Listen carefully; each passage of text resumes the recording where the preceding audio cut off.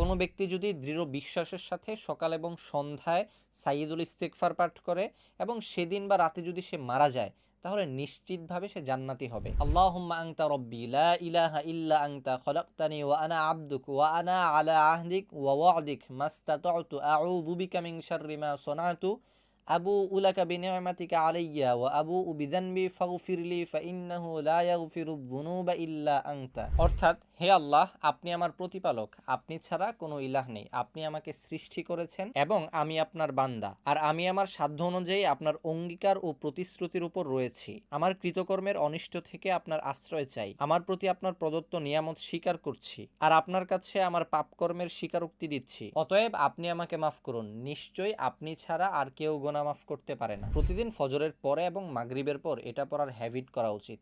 আল্লাহ তাআলা আমাদের সবাইকে নিয়মিতভাবে সাইয়্যিদুল ইস্তিগফার পাঠ করার তৌফিক দান করুক। আরবি বাংলা উচ্চারণ সাথে অর্থ সহ পেতে কমেন্ট বক্স চেক